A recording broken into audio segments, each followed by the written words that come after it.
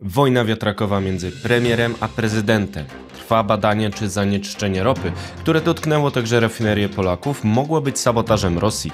Dronopad notuje kolejne trafienie w rafinerię przed szczytem Trump-Putin. Jest 14 sierpnia 2025 roku, nazywam się Wojciech Jakubik, a to jest codzienny przegląd informacji sektora energetycznego i paliwowego Energy Drink. Zapraszam.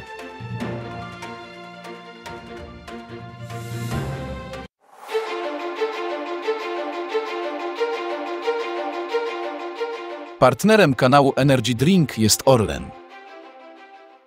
Zaczynamy jak zawsze od informacji dnia.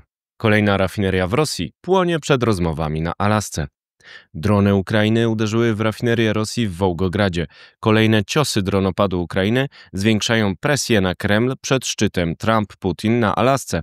W połączeniu z widmem nowych sankcji USA mogą mieć kluczowe znaczenie. Czy dronopad Ukrainy przywróci kryzys paliwowy w Rosji?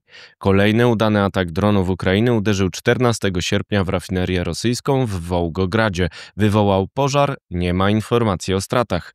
Chodzi o rafinerię Wołgograd Nefte Pererabotka, która przerobiła w 2023 roku 13,5 miliona ton ropy i odpowiadała za około 5% mocy przerobowych Rosji.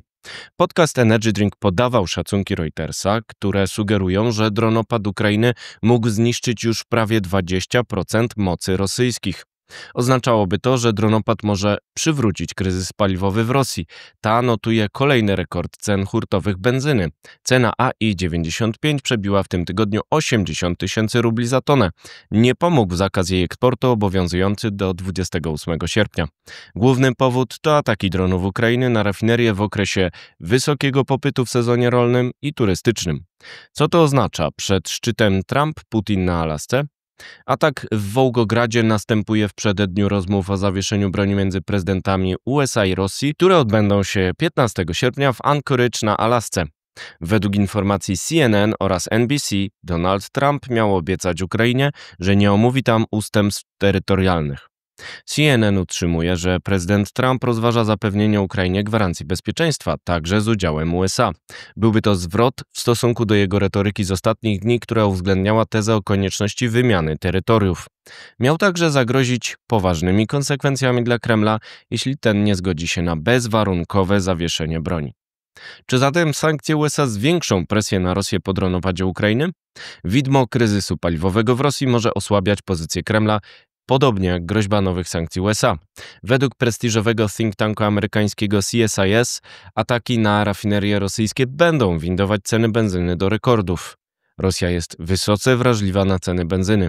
Przeciwdziałanie nagłym wzrostom jest ważne z punktu widzenia popularności polityków oraz zapobiegania niezadowoleniu wewnętrznemu, pisze analityk Clayton Siegel.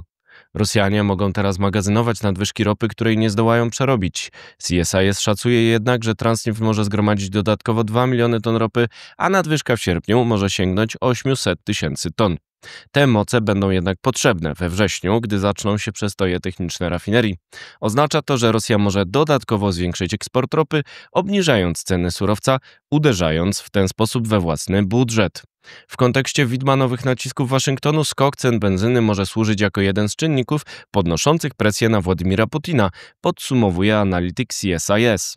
Co dalej? Sekretarz stanu USA Scott Bessent przyznał, że sankcje mogą zostać wzmocnione albo osłabione w zależności od owoców szczytu Trump-Putin na Alasce.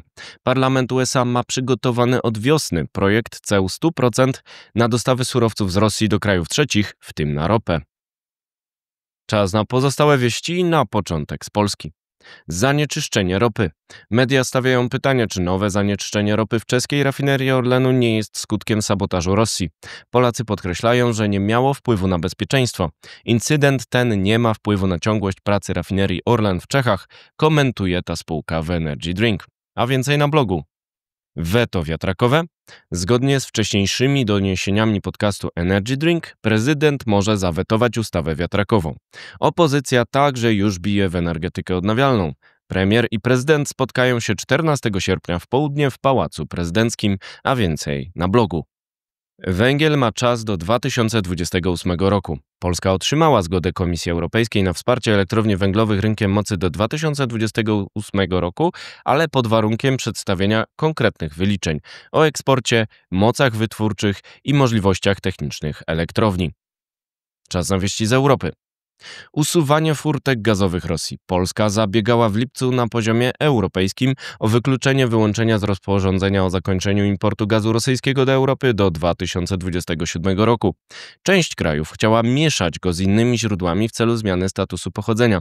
Polacy chcą, aby nawet jego przesył był raportowany, a pochodzenie oceniane przez urzędy celne. Taki mamy klimat. Polska domaga się decyzji o zmianie europejskiego prawa klimatycznego na poziomie Rady Europejskiej. Rośnie tam opozycja wobec celu redukcji emisji CO2 o 90% do 2040 roku. Składa się obecnie z Bułgarii, Czech, Grecji, Polski, Słowacji i Węgier. Według Polaków realizacja tego celu nie jest możliwa na obecnym etapie zaawansowania technologicznego. Tak dla atomu. Rząd szwajcarski proponuje ponowne dopuszczenie budowy nowych elektrowni jądrowych. Tamtejsza partia Zielonych grozi zwołaniem referendum w tej sprawie. Rząd zapewnia, że atom nie wyklucza się ze źródłami odnawialnymi. Szwajcarzy nie planują natomiast obecnie żadnych projektów jądrowych. Strach floty cieni. Tankowce floty widmo Rosji są coraz częściej widywane w okolicach Irlandii, ponieważ omijają kanał La Manche ze względu na obawy przed inspekcją i koniecznością przedstawienia dokumentów ubezpieczeniowych, które są często wątpliwej wiarygodności. Jeszcze wieści ze świata. Europejczycy grożą Iranowi. Francja, Niemcy i Wielka Brytania są gotowe przywrócić sankcje wobec Irańczyków, jeżeli nie wznowią rozmów o nowym porozumieniu nuklearnym do końca sierpnia. Te kraje zapowiedziały, że wykorzystają wszelkie narzędzia dyplomatyczne w celu zapobieżenia pozyskaniu przez Iran broni jądrowej. Saudyjczycy mają mniej petrodolarów. Fundusz Bogactwa Narodowego z Arabii Saudyjskiej musiał odpisać 8 miliardów dolarów wartości megaprojektów, jak miasto neutralne emisyjnie NEOM. Powód to podwyżka kosztów i niskie ceny ropy. To uderzenie w plan uniezależnienia gospodarki Saudów od ropy. Ich budżet zależy w 60% od przychodów z jej eksportu. Ropa ma pikować albo nie. Energy Information Administration z USA przewiduje, że cena ropy spadnie w 2026 roku do średnio $51 za baryłkę Brent. To średnia niewidziana od 2020 roku.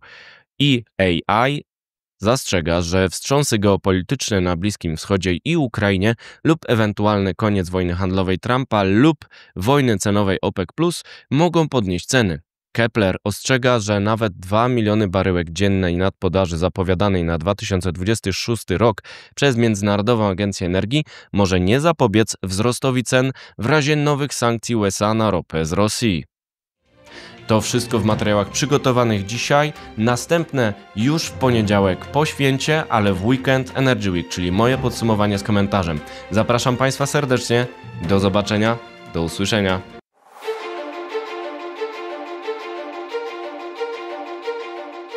Partnerem kanału Energy Drink jest Orlen.